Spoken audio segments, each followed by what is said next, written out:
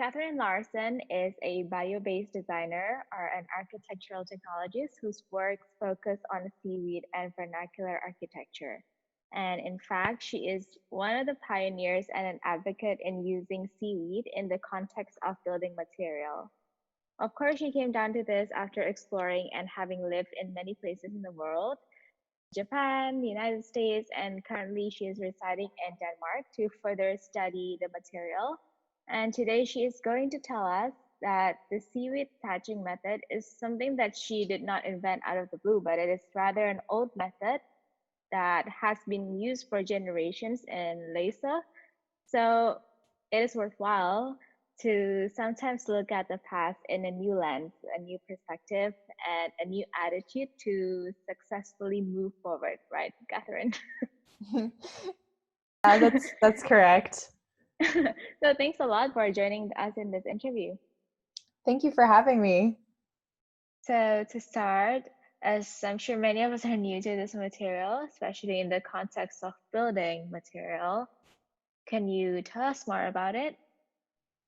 Yeah, so a lot of us are newer to this material because we simply haven't heard of it, but this was actually a material used extensively across the globe as a building material.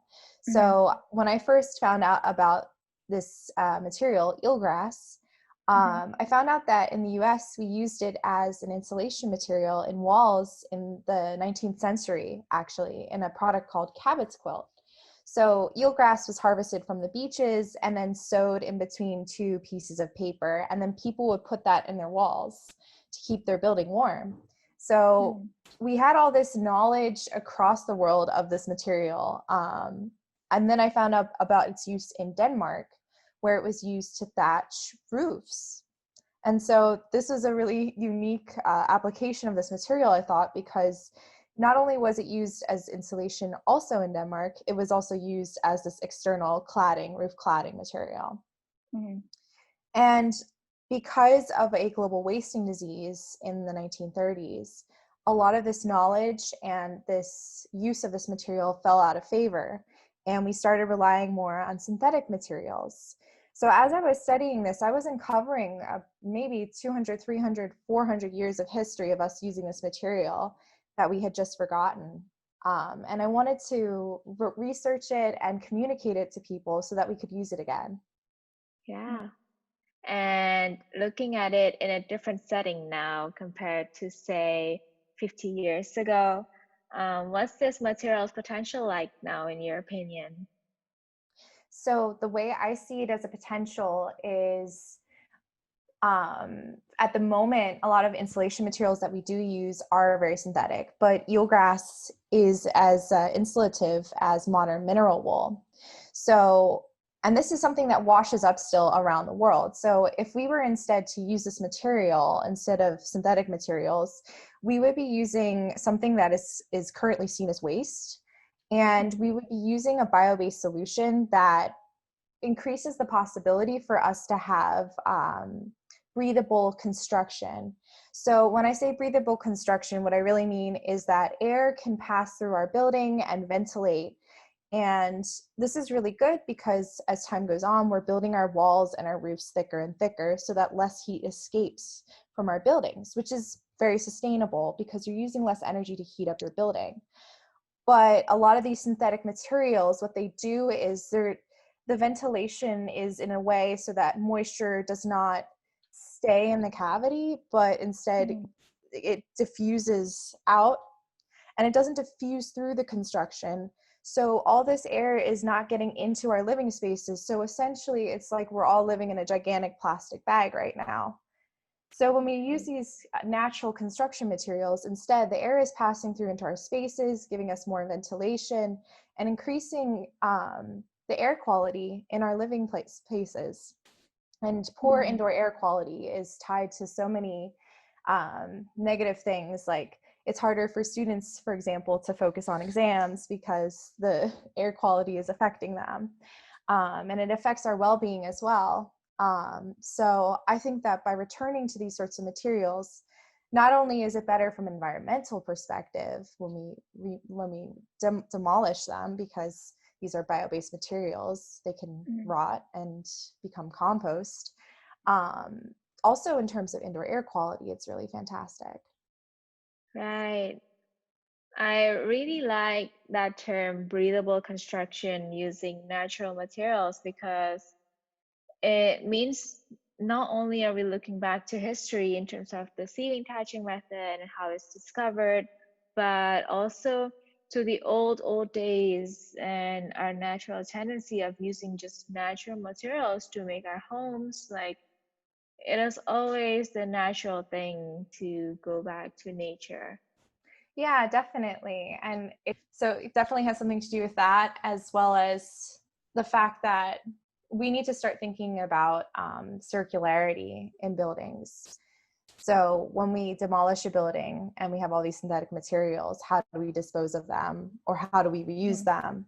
And so when we're using natural materials, sometimes we can just turn them into compost instead Mhm. of trying to think about, okay, how are we going to recycle this or reuse this? So it becomes a little bit easier. Right, And I think that's the real potential of all this. right. Especially when used in a prefabricated system, yeah. Yes, absolutely. So one of the biggest challenges I would say working with this material is that people are afraid of using it, and people are afraid of using loose seaweed in a context. So by combining it with prefabrication, you're creating a solution that's easier for people to access and use in buildings. Right. And to welcome us all. Yes. What's your favorite part working with seaweed or eelgrass? Uh, I think my favorite part is just how weird it is, because it always has that weird shock factor when I tell people like, oh, and by the way, this is seaweed. And I keep saying it's seaweed, but it's technically a type of seagrass. It grows in the ocean Mhm. though. So people have this idea that it's like slimy or it's stinky. So when I show them one of the panels and they start touching Mhm. it, and they get really kind of excited, and then they give it a big sniff and they're like, Mhm. "Oh, it smells like hay or grass." And they're really shocked. So it's also that sort of like sensory experience, giving that to people, and Mhm. surprising them with that I really like. Right. And on the topic of looking back to the past, how has looking to the past benefited you aside from the discovery of the material, but maybe also in the rethinking about the application of it or in other aspects? Yeah, I mean, the thing is, we had so many different material applications historically, and we had unique building methods that had evolved over time for us to build with them. So, the seaweed thatching method began on the island of Lesu in the Middle Ages. And over time, this process evolved. And at a certain point, it became women's work to thatch these roofs. And they treated the seaweed as if they were spinning wool. So they had a Mm. unique thatching method that they specifically developed over centuries to treat this material and to build with it. And this was something that was almost lost. So as I research things and I come across these different historical building methods, I always see a potential to update them or to use them in an innovative way, because I mean, like I said, using natural materials is so fantastic for us, but the big burden, the big challenge is, how do we make this accessible and easier for people to integrate it? Mm. So I think it's a really big inspiration for me to see how it was done historically, how it evolved, and then try to reimagine it. And still involving these crafters. Yeah, definitely. I can only imagine how hard it is to pioneer off such innovation in such a conservative industry. Yeah. So what's your plan in getting it out there? So I mean, that's that's a really big interesting challenge, is that here we have a material that has hundreds of years of use, and at the same Mhm. time it's incredibly difficult to actually get it approved to use in buildings currently, because so much of this knowledge was lost, and now everything is built in place for synthetic materials and for concretes and standardized building that we sort of created over the last 60 to 80 years. Right. So the biggest challenge is definitely in Denmark getting to market. And there are people that have created standardized solutions with eelgrass that are market ready, but the entry point to market is so incredibly difficult that they're really struggling to get their foot in the door. And so for me, seeing that, I don't necessarily see what I've created as a product per se, but I see it more as a method. And so I've been recently working a lot with tiny house design, and I proposed using these panels in the context of a tiny house. And with tiny houses, you have less regulations than you would with a normal house building or a larger project. So I proposed it for this experimental tiny house building, which is going to be tested over the course of 5 years. And we'll see if it actually gets built or not. But if it does, that would be a really excellent way to test it in the context of a building and to see how does it stand up and not be so worried about causing harm to people. Because that's the other reason why the industry is so conservative, because we're dealing with people's lives here. People are living in Right. these spaces. So if moisture gets into your construction, if a product fails, it could really, really, really destroy people's lives.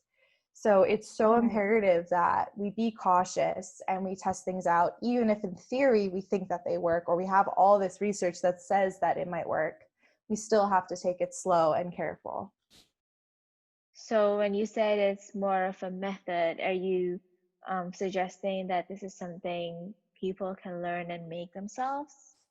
I see it as something that I see it as I have my own team that I fabricate it with, but I see this as something that we could get thatchers involved in, local thatcher groups, and we could teach them how to build these things and install them sort of like tiling on roofs and facades. So that's more of how I see it evolving, and I see it less as somebody going out to a store and purchasing one of these thatch panels. Right. And this way it'll be more personal too to them to have sort of this guide or a do-it-yourself kit. And I do think the tiny houses prototype where people can see themselves and experience would be really amazing to have. Yeah. And I think also too the because I have been thatching these myself, the opportunity to work with actual thatchers would be Mm. really outstanding and would be a way to elevate it. Yeah. On that note, how's the prefab industry looking like in Europe right now? Yeah, so my first job ever, I worked for a prefab summer housing company. Um, so they had their own factory, and this is one of the most brilliant things is they have their own factory with a bunch of workers that are skilled workers, skilled Hmm. carpenters, and they prefabricate all the elements, ship them, and within 7 days you have your house built, and it's beautiful quality, like just Hmm. beautiful, gorgeous woods, and everything is designed down to that little tiny degree so that it just comes together super quick. There's minimal waste, and it doesn't take as long as traditional building. So I was really Right. inspired by that. Yeah, because I feel like I've always seen constant development and people inventing many things in the prefab world, but I have never really taken a look into where or how the consumers are actually using it. Well, I'd say the prefab housing and summer housing industry in Denmark is pretty extensive. One of the things that surprised me is actually how common prefabrication is here. Because when I Mhm. was in the U.S., I felt like it was a lot less common, and I actually asked a contractor why it was, and he said, "Oh, if I have one factory in Maryland that's really good, one factory that's in Pennsylvania that's really good, and I have a project in a different state." I need Mhm. permits in every single state that these elements are driving through. And if Mhm. we have a construction delay or something, I have to reapply again for every single permit to drive these elements through each state. So Right. it's so much more logistical Yeah, it's challenges a in the US. process that makes it Yeah, more expensive and exactly. harder. It's a I lot more see. expensive and hard. And so in Denmark, you don't have to worry about anything like that because it's such a small country. So, and there's also just But a it higher degree. craftsmanship here as well. There's thatcher guilds, and you take a carpenter education, and there's cabinetry apprenticeships as well. So the level of Oh, really? That's craftsmanship, cool. yeah, it's like an actual education though. Like you can get paid money to go study to be a carpenter or a cabinet maker in Denmark. So Oh, it's like wow. the level of skill people have here is amazing, absolutely amazing. I love working with like these skilled hand workers because they know so much about materials and joinery and everything. Hmm. It's just absolute pleasure working with them. Yeah, that's awesome. So I think to close, it would really be great if you can give a few words on the subject of living this natural lifestyle when building, especially because in many aspects, this is all new things, right? As you said before, in the construction industries, there are many systems that have been pre-made for synthetic materials. So to go the natural way is not easy. It'll require an extra effort, but it will be worth the taking the leap and going that extra mile. Yeah, I think going the extra mile from day one to design for disassembly means that you're assuming that your building is not going to stand forever, first and foremost, which we already do. We build for a life cycle of 40 to 60 years. Mhm. So we're already designing for that, but what if we take into account that this building is either going to have to be taken apart or be renovated? If we're designing our buildings like that, then when we take it apart, we're doing so in a way that's causing less damage to the environment. And given that the building Mhm. industry is so polluting, I think that's how we need to start thinking, because it's something that you already do with your clothes. When you have too many clothes, you might think about donating them, or you might think about thrifting them or sewing them so that they fit you in a different way, or Right. sorting your trash, but you don't think about sorting your building materials as much. So when I design these panels, I design them in a way so that every material can be taken apart and the eelgrass can be stripped and then used as fertilizer for your garden should you need it. And so every Oh, bit and piece can be recycled, reused, or broken down. And I want us to start thinking more that way in the building industry. Where is this material going after its life has ended? And I mhm. think if we think about it like that, then we'll just be building for a much better future for all of us. That's awesome. Look, Catherine, you're such an inspiration that at such a young age, you've already found your passion, followed through with it, and accomplished a lot with it. And thank you so, so much for sharing. Really nice to talk to you. Yeah, thank you.